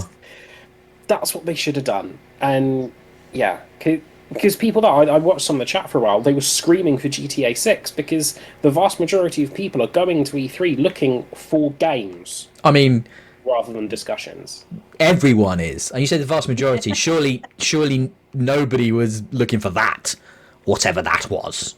I mean, it was good. They were looking for that. Yeah, it's just so misjudged. I feel like that thing would have been great around GDC. Games Developers Conference, when you got all the insiders available for stuff, and that's where that stuff normally comes out, right? And then it's therefore ignored by the public for the most part. But I guess they wanted that wider audience. But to feel like they've tricked them into seeing it, I don't think you're going to win any favours that way. You're really not. But anyway, so I don't think we should spend too much time on it. But it was unpleasantly toxic at times, the chat. Oh, but that's been the whole of E3. It's been terrible. There's been quite a lot of articles about it. A lot of people crying out for better moderation in Twitch streams and YouTube streams. Yeah, chat has been gross. Disgusting. Gross all over the place. But I've kind of ignored chat forever now. It's just, but I mean, they shouldn't. It should be dealt with. It should be better. Yeah. Yeah, the discourse should be better. It would be just nice if people reacted like human beings to not seeing GTA 6. That would just be nice. But yeah, it's... Yeah, so Ben, why don't you explain the concept of what you view as a winner of E3? Okay, yeah. Without using the word Microsoft. Well, I mean, like, they won, yeah, right. And the reason, I guess, the easiest way is, why did they win, right? So to me, they won because they had genuine surprises, they had really good trailers, they had a strong business message, which was 27 of these, 30 of these games are from on Game Pass, which is getting across, what makes their service unique and vital and better than their competition. They and the surprises, we know Forza Horizon was coming. Nobody thought it was coming this year. We knew Halo was coming. Nobody thought it was coming this year. So those were massive surprises. Then they had some a nice mixture of games. It wasn't all AAA. They had a really nice selection of indies in there as well. That all went onto my radar immediately, and I'm now going to be looking for, keeping an eye out for, which is a win. So it's putting stuff out there that wasn't normally out there. And I think they did put some heads talking people. Phil Spencer came out, Todd came out, Phil came out, the other Phil came out from it's Peter in it, Peter Hines, sorry, not Phil Hines. He came out from Bethesda. They did their thing. I liked the combination of Bethesda and Xbox. I thought that worked really well while we're in this we're keeping the brand alive, but obviously as the years go past, they'll probably just become Xbox more and more. But right now, that was really well done. Obviously, we opened with something massive, which was Starfield. So that they paced that show very, very cleverly. They kept the games coming. It was intense. There was a lot over that 90 minutes, and it kept your attention, 100%. None of the others did it, right? So the other one I was really looking forward to was Koch Prime. Prime Matter, but the Koch Prime Showcase, I think they called it. And that was unfortunate because it was really exciting. It's a new publisher announcement, but then they had 2 hours of developers you've never heard of uncomfortably talking, answering actually the same questions. So the moderator asked each developer the same questions, which is boring, right? And then they showed maybe 10-15 minutes of gameplay through the whole thing, which is such a shame because that, I thought, had a potential to be a show-stealing announcement. They just didn't handle it well. PlayStation didn't show up. It's a bit of a bummer. I that saddens me. I love it when they're all there. Nintendo played it pretty safe. And they didn't really kind of underwhelm or overwhelm. It was just what you'd expect from Nintendo, I think. We're a little bit disappointed about the hardware, but we know it's coming, so it's not the big end of the world. What others? Square Enix didn't have a lot to show. I didn't think really that was particularly exciting to me, but I guess if you're a big Japanese game person, there's some stuff there. And obviously the Keighley thing, they opened it up, had Elder Ring, which is huge, the new Souls game. And I think that was a strong show as well. I think the Game Fest Summer, I've already forgotten what crap Keighley calls it, but that was a good way of opening everything up. I thought that got you excited. But I guess so. The way I would define a winner is that it's a little bit intangible, but it's the hype, it's the dates, it's the business aspect as well to me. So it's a combination of things. And in previous years, it's been a lot closer, between Sony and Microsoft or Nintendo as well. I miss the days that Konami doesn't show up anymore. It's a weird show now. This whole show was weird to me. There was just so many trailers, so little kind of structured narrative behind any of the publishers' outputs or developers. It was all just thrown at us. And it's quite difficult to pick through a lot of that. I still enjoyed it, but I don't know. It's hard, isn't it? The first year after hardware releases, it's hard because they don't have those kind of momentous announcements. Obviously, last year was huge because we were all anticipating the hardware. So that was a big excitement around that. This generation is starting very slowly, very, very slowly. So it's going to be a couple of years before we start getting the truly mind-blowing stuff, I think. But Forza's looking really good for this year already. The photogrammetry shit in there is just insane, and that's the Fable engine. Oh my god, it's going to be incredible. So did that help? In a very roundabout way, yes, because obviously I know I'm speaking for myself as a consumer. For me, it's the seeing the trailers, seeing the games, rather than seeing the conversations with developers for an hour and 45 minutes. Fucking worst. I want to see the stuff that's coming. What about you, Leah? What makes a good E3 for you, and how did this measure up? Because I don't think you approach it from the same direction Ben does. No, I'm a very specific gamer, so I'm looking for certain things. So although I love E3, I'm kind of either I'm disappointed or I'm manically hyped. And this year I wasn't disappointed because I don't think the games that were shown were good. I was disappointed because the games I want weren't shown. About Magic One beginning with an F. Yes. F wasn't there. Yes. And anything to do with Mass Effect But, or Dragon Age. But yeah.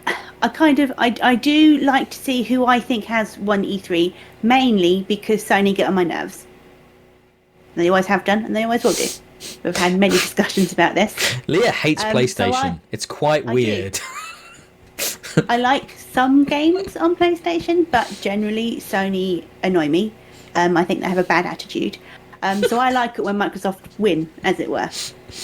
And that made me happy because they. By bad attitude, do you mean that they Sony has always come across as very corporate to me?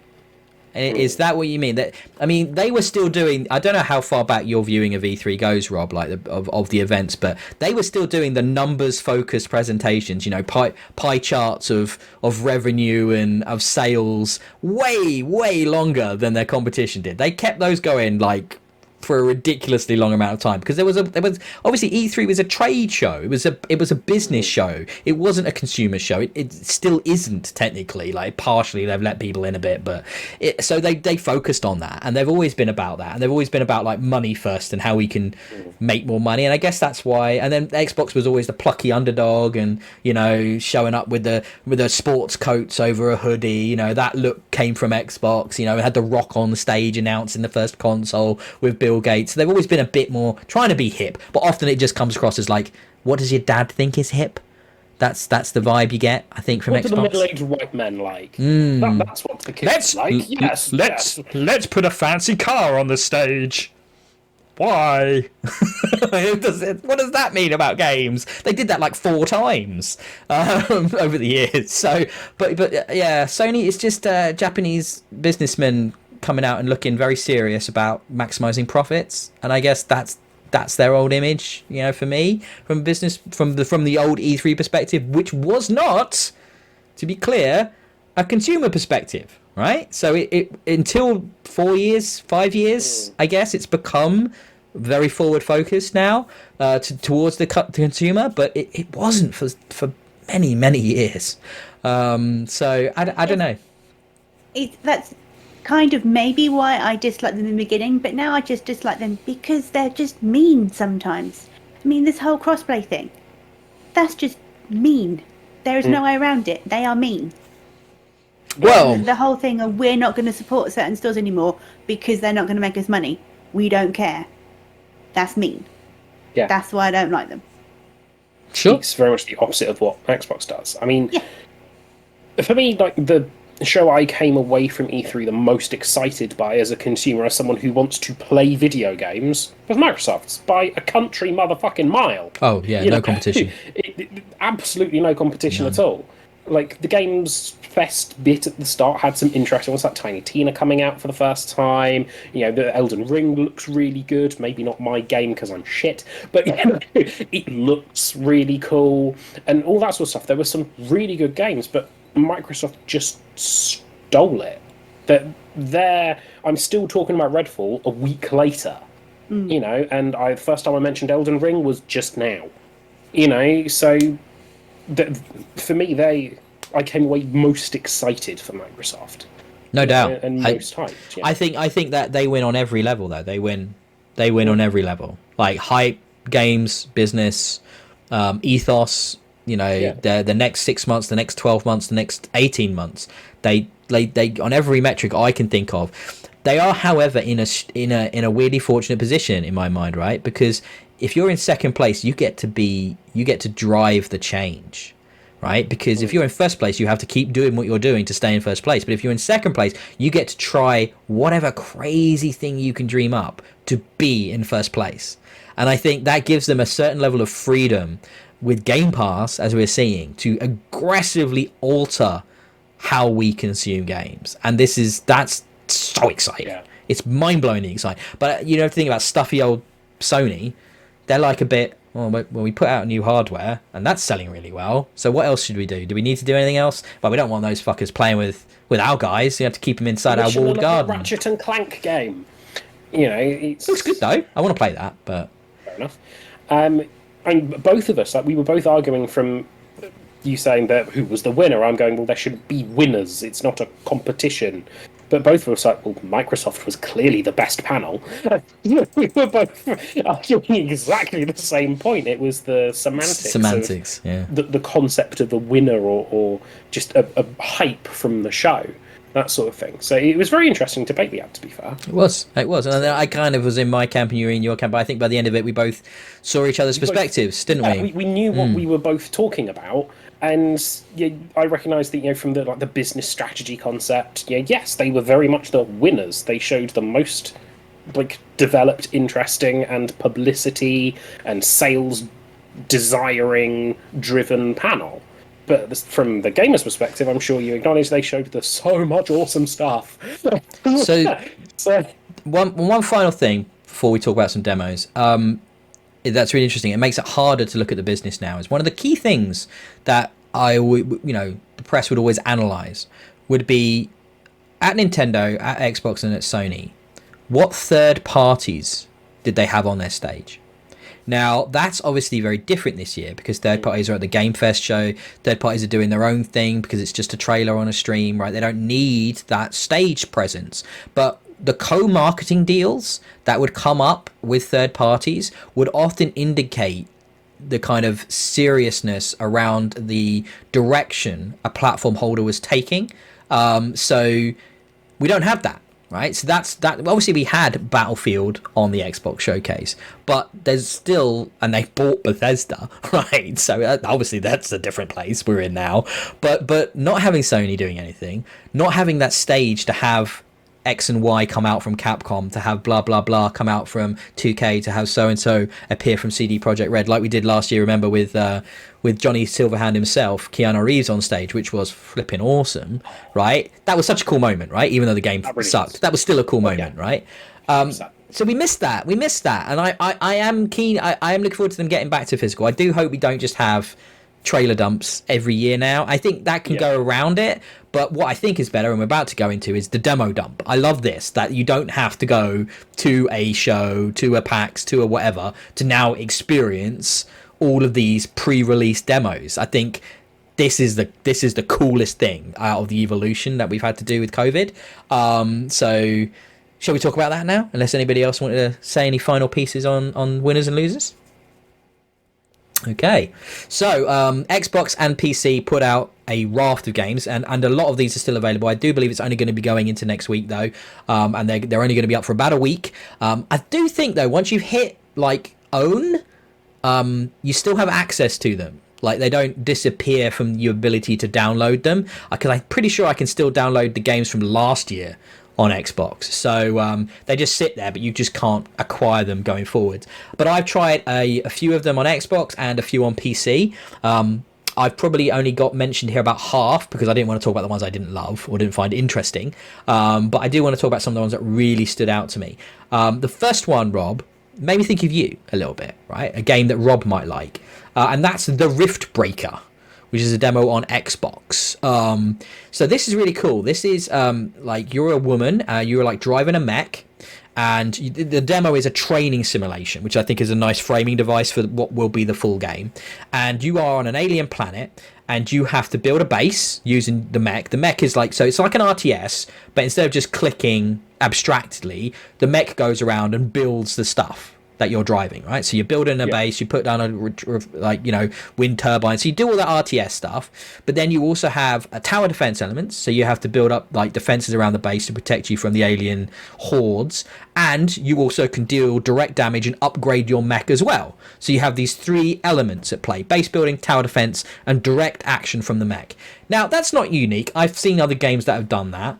Screams Supreme Command to me. Yes, it does, but that's still abstracted, isn't it? You don't drive the Supreme Commander directly, you just tell it where to go. Whereas in this, you are directly controlling the Riftbreaker itself, I guess is the name of it, this mech. And it's quite cool because when you do get into action with it, it feels really good. It's a twin-stick shooter, basically. And it feels nice, feels solid. The thing that blew me away, this game is stunning, like unbelievably pretty. Like, the fact is that this is a lush alien world. It's not like a desert, so there's plants and foliage everywhere and trees and stuff, and you can knock all the trees down with your mech. You can cut them down. It's all animated. Everything's swaying in the wind. When the enemies attack, there's absolutely shit tons of them, and they're all rendered. They all look really nice, and they all look really high resolution, and it's enhanced for the X as well, even the demo.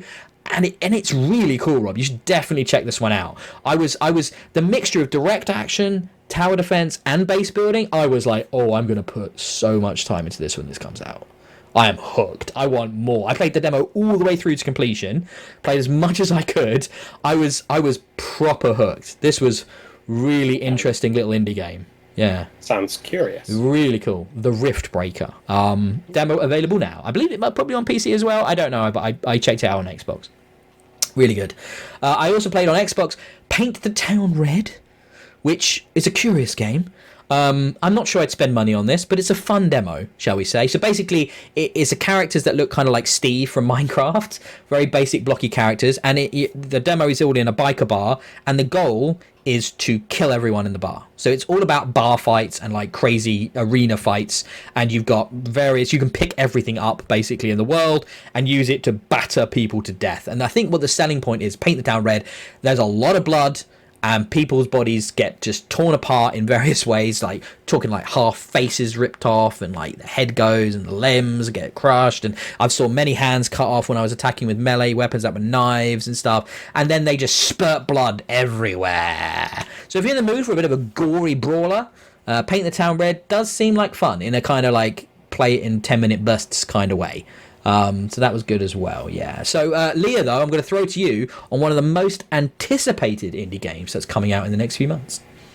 Yes, so I played to completion the demo of Sable, which was very, very, very beautiful. It just looks so unique.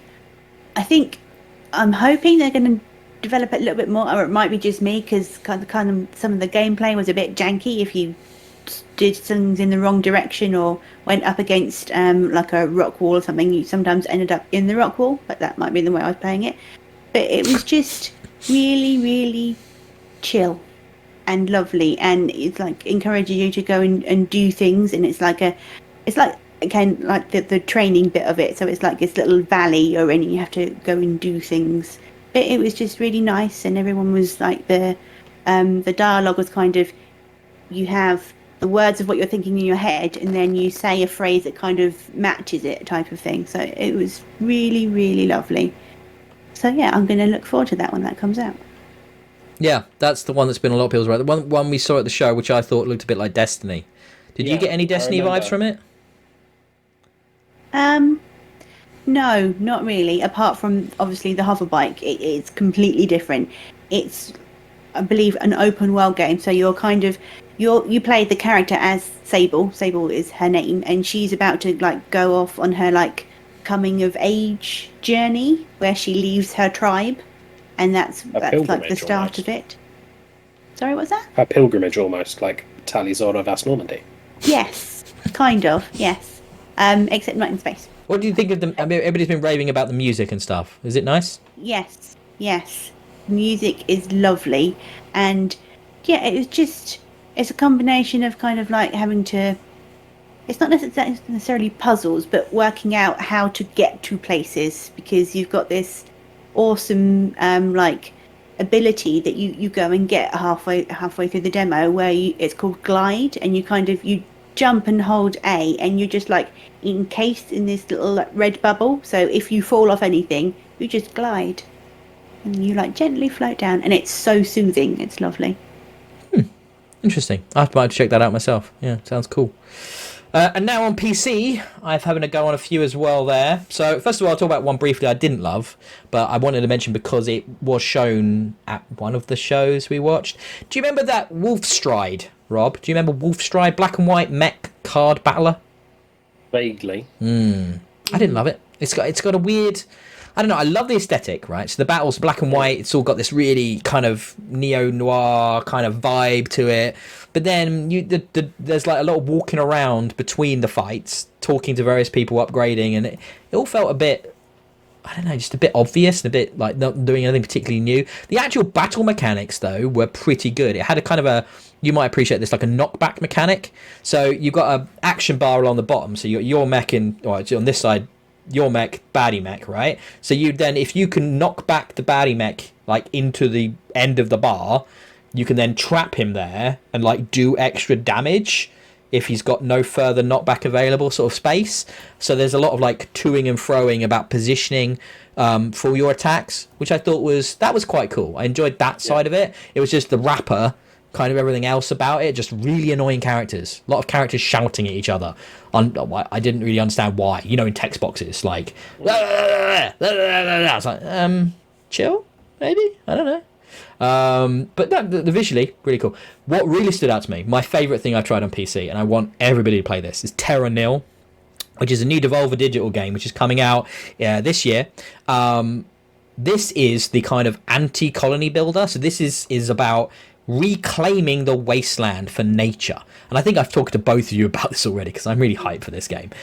So you build like various buildings and technology to sort of put the greenery back, put the lush wildlife back, and then the end of the mission is to like then make sure you can remove your footprint and leave it just in harmony with nature. And you see like frogs and deer and stuff like enjoying what you've done and stuff and just being at one with nature. It's got a lovely, beautiful, soothing sort of soundtrack, and it just feels less like a builder and more like a puzzle game almost, because it's about working out the optimal places to put your technology down to claim back everything and not leave any wasteland.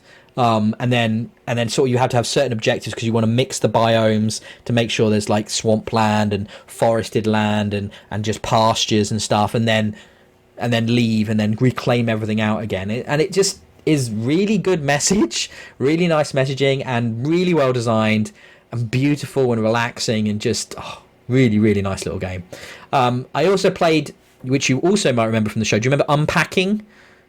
Yes. Yeah, and I think Rob, when he saw that, just sighed at me like, wow, why would you play that? When I saw the trailer for that, I was tuning out halfway through that trailer. Oh, it looked amazing. I mean, it's nice, again, very relaxing, and it's interesting because there is a narrative here which is around the fact that you're a young woman, you start off as a child and you like go into uni. So the different areas you're unpacking into, you start in your like childhood bedroom, and then your first place at university, so you've got a bedroom, a bathroom, and a kitchen. My takeaway is this woman needs to get better at packing, because the boxes are mixed horrendously. You've got things like coats in with toasters, and I'm like, why would you pack your bathroom shit in the same box? Get organized, love. This is bad. No, because you can use the towels and stuff to cushion the plates. I understand, but it wasn't logical like that. It just felt like it was done it for the sake of you have to click on different screens to then move stuff from one box to the right room, and it just kind of annoyed me that she couldn't pack better. I was like, come on. The other thing that was weird is that there is a gamified element to this. So once you've placed everything in the areas you think make sense for them, the game will then prevent you from going on if it doesn't think it's the right place. So I put a bunch of socks on a drawer in a wardrobe. It didn't like that, and it decided that they should all be in a different drawer in the wardrobe. And I was like, and it kind of flashes red, like this is wrong. And I'm like, it's not wrong to me. No, it's not. That's fine. That's how I would have done it, right? But sometimes it was even more esoteric than that, like the positioning of a teddy bear, or where I put the diary. Like, it has to go in a specific drawer under the bed. And I was like, oh, that's a shame. If it was just an exercise in how I would lay out a room, that's pretty chill. But the fact that you're giving me flashing red, that's wrong, I'm like, that's not fun. The game wants the room to be laid out, not yeah. So what's the point of any of this then? Yeah. That's actually pissed me off quite a lot. The game can go and play its bloody self then in that case, can't it? You sound genuinely angry. Yeah, I mean, it's like, why not just watch a video of it being unpacked?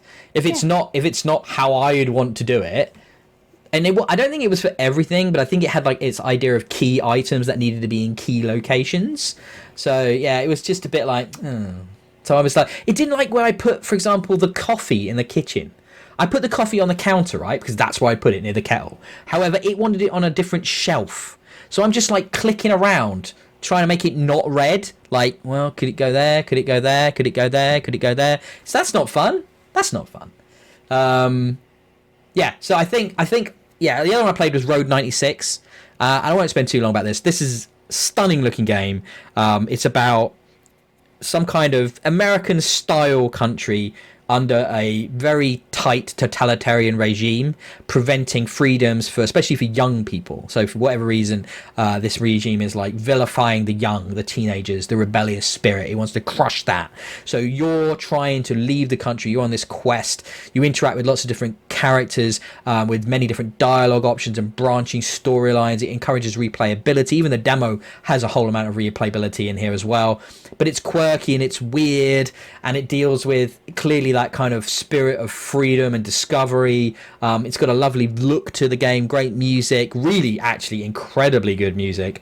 But I'm looking forward to seeing what that full game is actually like, because yeah, I'd like to know more about this world that you find in Road 96. But it's a strange one, yeah. So I would say definitely check out Riftbreaker, definitely check out Terra Nil.